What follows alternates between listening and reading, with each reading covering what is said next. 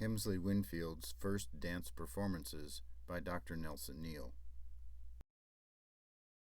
I've been thinking about how long Hemsley Winfield had to train his actors in his theater company, the new Negro Art Theater Group, to prepare for their first performances and first dance concert.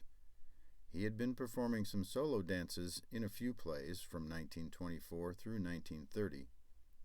Hemsley Winfield began to train his actors to be dancers when they performed his dance Life and Death in his mother's play De Promised Land in 1927.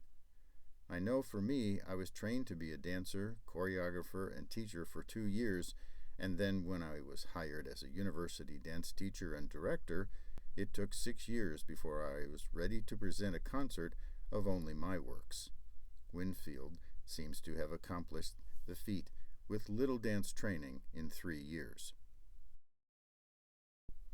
Because Winfield had been a full-time director of various theater companies from 1924 through 1930 and had created his own theater company, the new Negro Art Theater Group, between 1925 and 1926, he didn't have time to develop a group of dancers.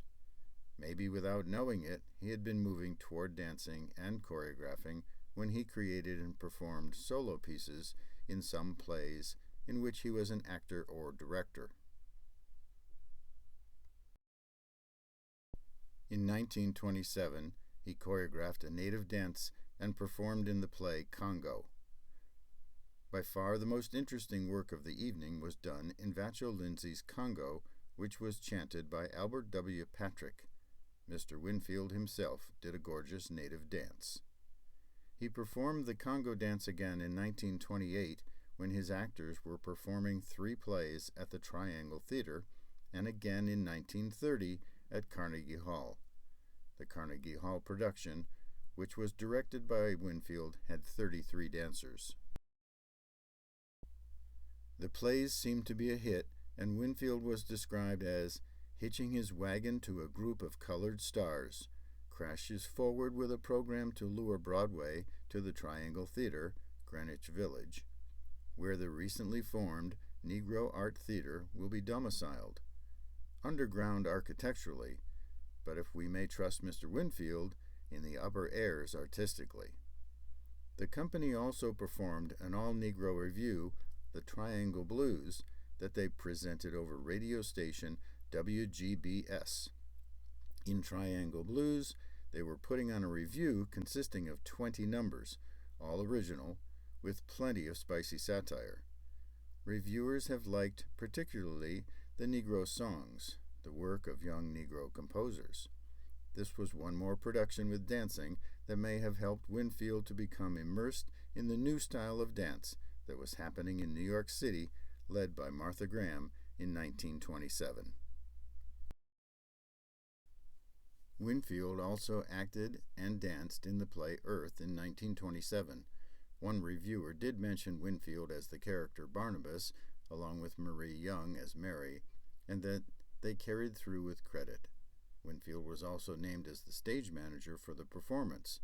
It's very likely that because there was singing, dancing, and voodoo chanting, that Hemsley Winfield probably choreographed the movements for the natives and the witch doctor in Earth. Between 1926 and 1929, Winfield either directed or acted or danced in Eugene O'Neill's play Salome. In 1928, in Philipsburg Hall, he performed the Seven Veils dance when the actress was ill and could not perform. His theater company performed Salome 3 times over radio station WCGU, becoming the first Negro group to ever broadcast a play over a New York station. It seems unlikely that Winfield performed the dance of the Seven Veils over the radio.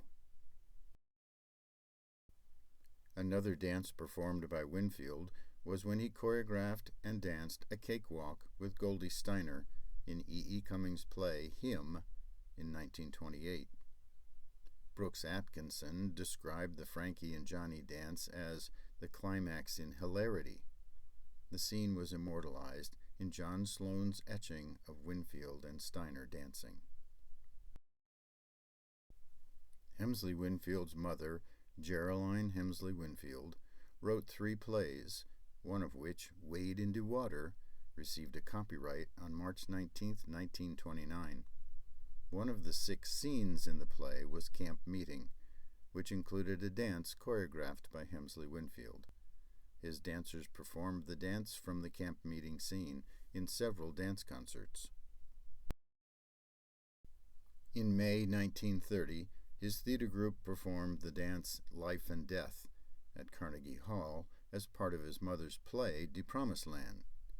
It seems logical that between 1929 and 1930, Winfield began training his actors to become dancers, since they danced in Wade into Water and in De Promised Land. Although he had been teaching his acting troupe to dance, he didn't open his school of dance for children and adults until 1932. The first public performance by Winfield's newly named group, the New Negro Art Theater Group, was in June 1925.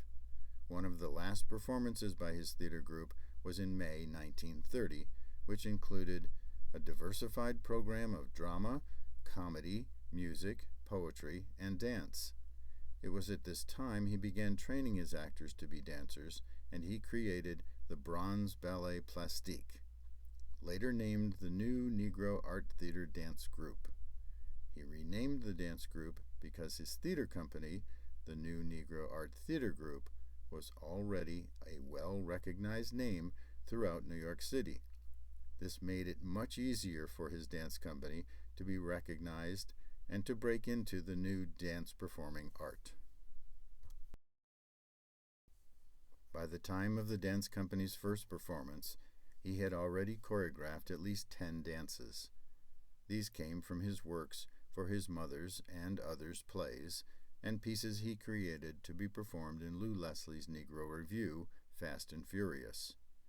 The first performance as dancers was with other individuals and groups for the All-Star Benefit performance for the Colored Citizens Unemployment Relief Committee of Yonkers, New York. The performance was held at the Saunders Trade School on March 6, 1931.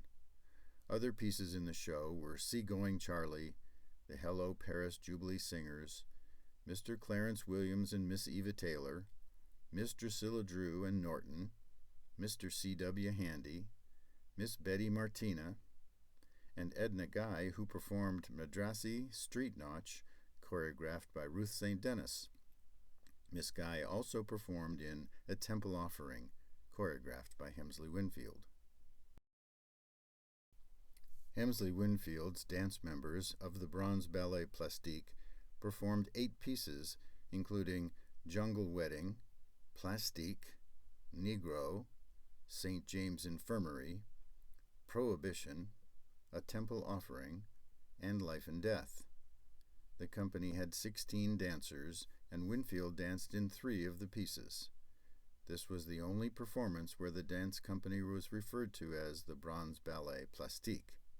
Winfield changed the group's name to the New Negro Art Theater Dance Group for their first concert on April 29, 1931, at the Theater in the Clouds in the Shannon Building. Although no program has been found for this concert, there is a program for the repeat performance on May 24th at the Mansfield Theater. The Mansfield concert was canceled so Winfield could take his dancers through intensive training during the summer before they would perform later that year. Because the Mansfield program was to be a repeat performance of the first Negro dance recital, the dances would have been the same. There were 16 dancers listed in the program, and there were 13 dances. Of those, Winfield performed 2 solos, Spasm and Bronze Study. He also danced with the company in Camp Meeting, the dance scene from Wade into Water, and in Life and Death. A photo of him in the lead role in Life and Death can be seen on the Winfield website. Finally, in 1938, Edna Guy wrote Negro Dance Pioneer, in which she talked about the 3 talented Negro dancers who were important in starting Negro dance. She was referring to Winfield and herself and Katherine Dunham. In summation about Winfield, she wrote, Hemsley Winfield began by dancing in small clubs in Greenwich Village. Later, he organized the New Negro Art Dancers, and together he and Edna Guy presented the first Negro concert in America at the Theater in the Clouds, Shannon Building, on April 29, 1931, which proved, to quote John Martin of the New York Times, the outstanding novelty of the dance season. From this valuable beginning, Winfield and his group were featured with the Hall Johnson Singers at the Old Roxy Theater, and later with the Emperor Jones Company with Lawrence Tibbett, which won much favorable comment. Winfield died a few years ago with a wealth of dance knowledge, yet unexpressed, and an interesting career was suddenly cut short. When we speak and write about the pioneers of modern dance, Hemsley Winfield's name should be included in the same sentence with Martha Graham, Doris Humphrey, and Charles Weidman. He originated and helped open a new line of activity when he choreographed modern, interpretive, aesthetic dances from an African American perspective. He established, founded, and launched his modern dance company, the Bronze Ballet Plastique, in 1931, and he prepared others to follow by teaching dance in the school that he established in 1932. Hemsley Winfield's innovative ideas included being the first to lecture about dance over the radio and to choreograph modern dances to jazz music by W.C. Handy and by Duke Ellington. He was the first and foremost Negro dancer of his time, who also premiered as the first Negro with his dance company to be contracted by the Metropolitan Opera in 1933.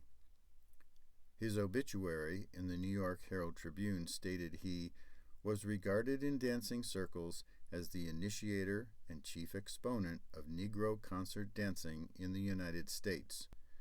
Just because his dance career only lasted 3 years should not have any bearing on him being noted and included as a pioneer of modern dance.